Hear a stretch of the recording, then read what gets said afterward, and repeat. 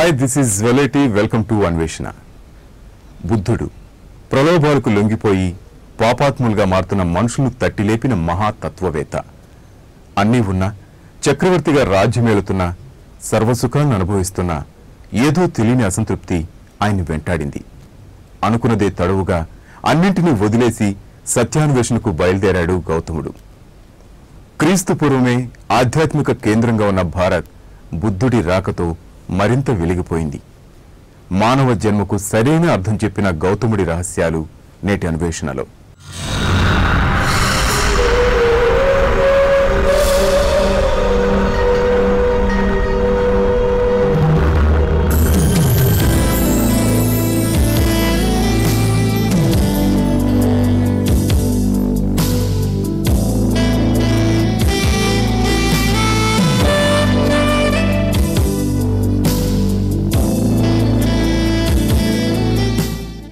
ఆధ్యాత్మికమే దైవంగా భావించే మతం బౌద్ధ మతం.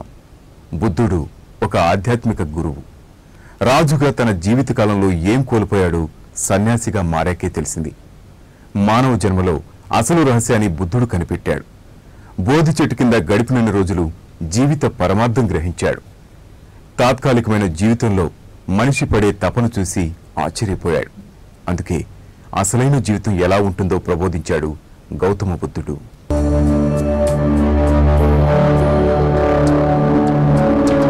బుద్ధిజం ప్రపంచ పురాతన మతాల్లో ఇది ఒకటి. దాదాపు 35 కోట్ల మంది ఆచరించే బౌద్ధ మతానికి ఓ ప్రత్యేకత ఉంది. బుద్ధుడిని కొలిస్తే మానసిక ప్రశాంతే కాదు, ఏదో అద్భుత శక్తి వస్తుందని భక్తులు నమ్ముతారు. 2500 ఏళ్ల చరిత్ర ఉన్న బుద్ధిజంకు ఇతర మతాలకు స్పష్టమైన తేడా ఉంది. ఓ సాధారణ మనిషి సర్వభోగాలను వదిలి ప్రశాంతి కోసం ప్రపంచయానానికి బయలుదేరి అనుకున్నది సాధించాడు. అతనే గౌతముడు. ఆ తర్వాత బుద్ధుడిగా మారాడు. తాత్కాలికమైన జీవితంలో మనిషి పడే తపనలో ఏం పోగొట్టుకుంటున్నాడో బుద్ధుడు సవివరంగా వివరించాడు. భారతదేశం ప్రపంచానికి చెప్పిన గొప్ప స్పిరిచువల్ లెసన్ బుద్ధిజం. ఇండియా నుంచి మొదలైన బుద్ధిజం కొద్ది కాలంలోనే ప్రపంచమంతా విస్తరించింది. బౌద్ధాన్ని ప్రత్యేక మతంగా చూడనక్కర్లేదు, ఇదో ఫిలాసఫీ. బుద్ధుడి తత్వాన్ని అర్థం చేసుకుంటే ప్రశాంతంగా జీవితాన్ని అనుభవించవచ్చు. ఇది ఉత్తర భారతదేశంలోని ఓ ప్రాంతం. క్రీస్తు పూర్వం 500 ఏళ్ల క్రితం బౌద్ధ మతం ఇక్కడే పుట్టింది.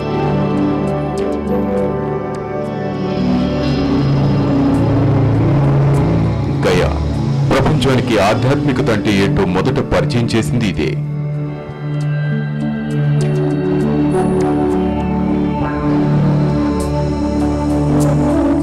హ్యూమన్ మైండ్ తో పుట్టిన మతం ఇది. పురాతన కాలం నుంచి ఆధునిక కాలానికి దారులు వేసింది బుద్ధిజం.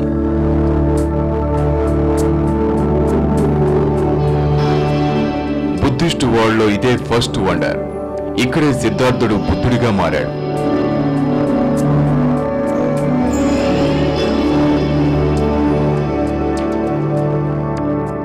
ఉన్న మానవ పరిస్థితులు మెటీరియలిస్టిక్ వరల్డ్ నుండి బయటకు వెళ్లి నిజమైన జీవితాన్ని రుచి చూశాడు.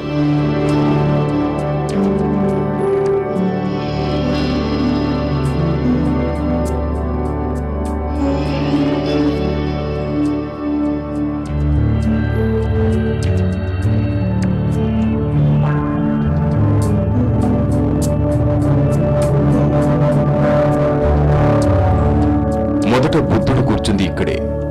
2500 ఏళ్ల క్రితం తన మనసులోని సమాధానాల కోసం ఈ చెట్టు కింద కూర్చుని అన్వేషించాడు.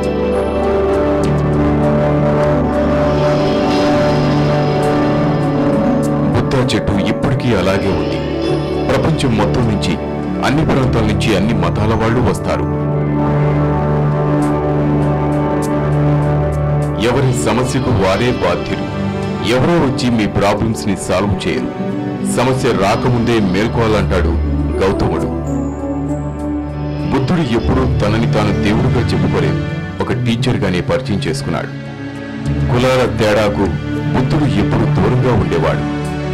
బుద్ధుడి సత్య శోధన తర్వాత ప్రపంచయానం చేశాడు. తన శిష్యులతో కలిసి అడవుల గుండా ఎన్నో ఊర్లు దేశాలు తిరిగి తన బోధనలను మనిషి ఎలా బతకాలో వివరించేవాడు.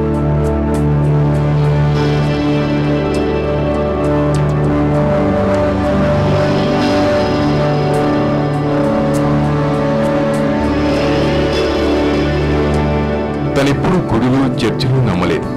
ఎదుటి మనిషిలోని దేవుణ్ణి చూసుకునేవాడు. సాయం చేసేవాడు దేవుడు, మంచి చెప్పేవాడే గురువు, నీతిగా ఉండేవాడే అసలైన మనిషిని బుద్ధుడు చెప్పాడు, చేసి చూపించాడు.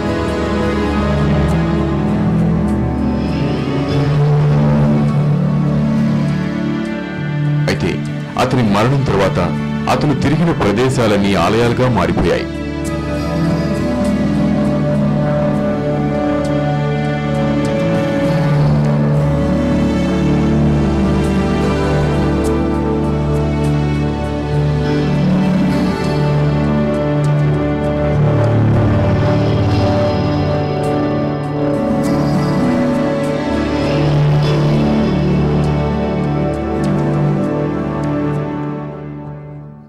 బుద్ధుడు ధర్మ సిద్ధాంతాన్ని నమ్మాడు, ఆచరించాడు.